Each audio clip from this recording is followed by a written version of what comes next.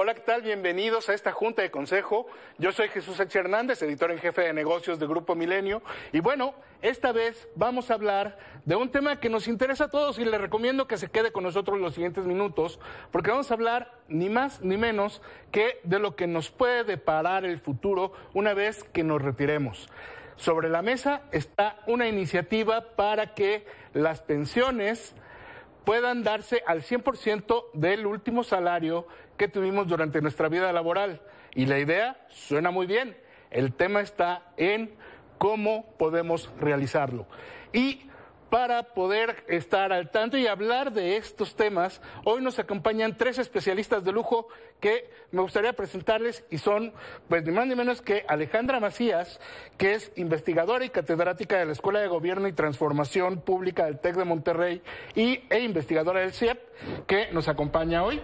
Hola, gracias. También nos acompaña Rolando Silva Briceño, que es integrante de la Comisión Técnica de Seguridad Social del Colegio de Contadores Públicos de México. Bienvenido. Gracias. Y por último, pero no menos importante, Sergio Kurzik, que es director de Estudios Económicos de Citibanamex. Muy buenas tardes. Bien, pues para abrir sesión, pues justamente está esta propuesta que se va a dar a conocer este 5 de febrero y que aunque no conocemos el contenido, pues lo que sabemos es que lo que se pretende es este 100% de tasa de reemplazo, que es lo que vamos a recibir pues como pensión, ¿no? Como pago una vez que nos retiremos. Y bueno, aquí me gustaría empezar contigo, Alejandra, y que nos platiques cuál es el principal dilema hoy para que esta tasa de reemplazo y este ideal del 100% de pensión sea posible. Sí, bueno, a ver, para empezar, el sistema de pensiones es bastante complejo aquí en México y tal vez empezar a hablar que es una tasa de reemplazo, ¿no? Y es la cantidad que vamos a recibir o el porcentaje que vamos a recibir de nuestro último salario, puede ser del último o de un promedio de los últimos 5 años, ¿no? Como la pensión. Si ganas 10,000 y tienes una tasa de reemplazo del 50%, vas a tener 5,000 pesos de pensión, ¿no? Ahora, ¿cuál es el reto? Bueno, actualmente las pensiones se financian a través de recursos públicos, ¿no? Y para 2024 vamos a gastar alrededor de 2 billones de pesos. Ya es el 22% de todo el gasto neto. Entonces yo diría que ese es el principal reto, sobre todo porque ya nos dijo el presidente que van a salir de recursos públicos y de todos modos no nos está alcanzando para financiar un sistema de salud que nos han prometido durante 5 años, ¿no? O la seguridad o muchas otras cosas. Entonces el reto es cómo los vamos a pagar esa tasa de 100% y sobre todo quién la va a pagar, que vamos a hacer todos nosotros. Como especialista fiscal, Rolando, hoy, pues lo menciona Alejandra, son 2 billones de pesos, estamos hablando de 22% de cada 100 pesos, 22 van específicamente a pensiones. ¿Qué implica para el gobierno tener esta carga fiscal y de dónde sale? Ok, primero entender que cuando estamos hablando de esta cantidad estamos hablando de muchos tipos de pensiones, ¿no? Tenemos regímenes muy preferentes como quien trabajó para el propio Seguro Social, quien efectivamente tiene una tasa, ¿no?, de reemplazo del 100, 110, ¿no? Están los trabajadores de la excompañía de Luz y Fuerza, están los trabajadores de Pemex, están todos los pensionados de del periodo de transición, ¿no?, quien comenzó a cotizar desde el 97, que son cantidades muy fuertes y que aún las seguimos otorgando, y está desde el año antepasado, un rubro en el que esto ya sucede, ¿no? Ya hay parte de las pensiones que se compran al final a una aseguradora que se subsidia con dinero del Estado. ¿Cuál es la carga? Es gigantesca y debería de hacerse de forma ordenada, tener un regreso en forma de impuestos. O sea, este dinero en su mayoría pues se va al mercado de consumo.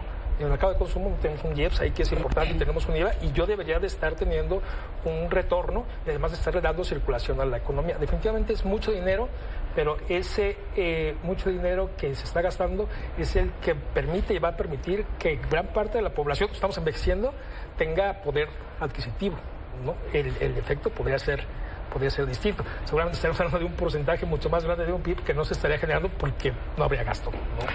Ahí, Sergio, tú tienes el número, ¿no?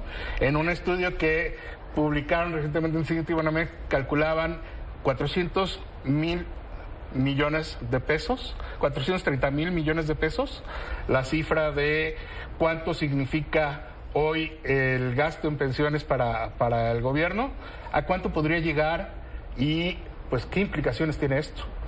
Fíjate que es interesante, primero, después de que se dijo, ya tenemos un gasto en pensiones que va a ir creciendo. Ese cálculo de más de 400,000 millones a pagar cada año, empezando en el 2025, que es como más de un punto del PIB, y luego ir subiendo muy rápidamente por los temas demográficos, eso supone que es algo adicional a toda la carga que ya hay buenos estudios que ustedes han hecho sobre cómo se van a ir viendo esa carga fiscal que tiene que ser pagada con los impuestos. Esto es lo adicional, suponiendo que queremos ayudar a cierta parte de los trabajadores. No es un número, más de 400,000 millones de pesos anuales, con el que llegamos al 100%. Pero termino nada más diciendo ahí, sí, sería muy caro. Y ni siquiera así llegamos al 100%, porque es una mala idea. Aunque es muy popular y estamos en época electoral y se subió todo el mundo a eso, es mala idea tratar de conseguir 100% de tu último salario cuando ningún país ni siquiera desarrollado lo intenta, porque no tiene sentido. A las personas de la tercera edad gastan menos que las personas más jóvenes. No hace sentido, es un tema puramente electoral y nos impide pensar en los grandes temas del sistema de pensiones que parten de que existe el sector informal. Más de la mitad de los trabajadores está ahí y no cotiza. Justamente este es uno de los grandes puntos. Hoy el sistema de Afores y el sistema de pensiones, para quienes están protegidos por el Estado a través del ISSSTE, por ejemplo, Alejandra, o a través del Seguro Social, de alguna manera contribuyen. Pero hoy gran parte de la masa trabajadora, 51%, un poco más, está en la economía informal. ¿Qué hay que hacer hacia el futuro o cómo esto influye en que para el futuro podamos tener y hacer que ese lastre no sea tan grande para tener una mejor tasa de reemplazo, un mejor forma de vida cuando dejemos de trabajar, ¿no? Que eventualmente nos sucederá. Hay muchos tipos de pensiones. Está la generación de transición, están las cuentas individuales, está ahora la no contributiva, que es la pensión para el bienestar de los adultos mayores, pero no se hablan entre sí, no se integran como un sistema de pensiones, y además tenemos más de 1,000 subsistemas chiquitos entre los municipales, estatales y tal, subsistemas de pensiones que tampoco tienen una rectoría, ¿no? Entonces hablemos, si vamos a hablar de una reforma de pensiones, pues hablemos de un instituto de pensiones, hablemos de eliminar, por ejemplo, la modalidad 40. Sergio, ustedes hicieron una serie de proyecciones y una serie de escenarios sobre, pues, qué habría que hacer para tener 100%, si es que se da la idea de tasa de reemplazo. ¿Qué es lo que preverían, qué es lo que verían más viable para el futuro? Como viabilidad, yo creo que tendría que ser algo relativo a lo que va a pasar en los siguientes años y no aumentar la tasa de cotización. Eso sería muy importante. Pero déjeme también terminar con una buena noticia hasta lo que se ha esbozado, que es que el presidente dijo que no se va a romper con el sistema de Afores, que significa no solo que los administran los privados, sino que significa que es un ahorro que se ahorra y se invierte y da una tasa de rendimiento. No como en Argentina, que en un momento dejaron, todo el ahorro, ahora sí vamos a darlo a corto plazo. Y largo plazo, pues verá el siguiente gobierno. Yo vería cosas puntuales, me gustaría ver el lunes cosas solo puntuales sobre grupos de trabajadores específicos, y es todo, y olvidarnos del 100% del salario. Ok, Rolando, como expectativa, ¿qué esperan para esta reforma? ¿Cuál sería el mejor anuncio que podría dar el presidente, justo como lo mencionaba un poco Sergio, de pues el planteamiento que se haga para la reforma de pensiones? Sí, me parece que habrá que tomar con más seriedad un tema de una reforma de pensiones. Cualquier movimiento que se haga en ese momento son paliativos que están atendiendo el efecto inmediato de algo que desde el principio me parece estaba mal. Era muy ambicioso y por eso hasta fantasioso pensar que el 6.5% no mensual, se lo multiplico por 12 y le sumo un rendimiento cual podría llegar al 100%, que quiere decir que tendría que trabajar un año para comprar un mes de mi pensión, entonces 200 y algo de años. Entonces creo que no. Me parece que se va a hablar de una tasa de reemplazo. Estoy pues seguro, prácticamente seguro de que estamos hablando de un indicador distinto de este promedio de los salarios, y que lo que vamos a ver podría ser una reversión de lo que se hizo en el 2020, en donde se retira de forma importante la cuota social. O sea, la parte esta que da el gobierno, que complementa este esquema tripartita, a partir de las 4 UMAS ya no la recibe. Se carga completamente del lado del patrón. Por eso estas tasas tan altas.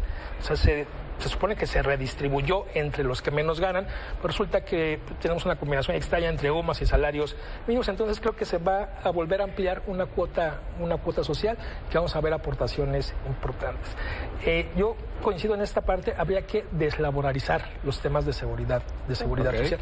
Hay avances importantes en ese sentido, y hay esquemas que no requieres ser trabajador para tener la sombrilla completa de la seguridad social, incluyendo pensiones y subsidios. Creo que tendría que comenzar desde que naces, ¿no? Que una cantidad interesante de dinero invertida desde que naces te da dinero 65 años completos de inversión, que es dinero atractivo, barato, y que sí o sí va a generar una base estupenda. Como conclusión, entonces, un poco con lo que dice, para quedarnos con esto como idea final, pues hay que tomar un poquito más en serio como personas, como trabajadores, desde el inicio de nuestra vida, ¿no?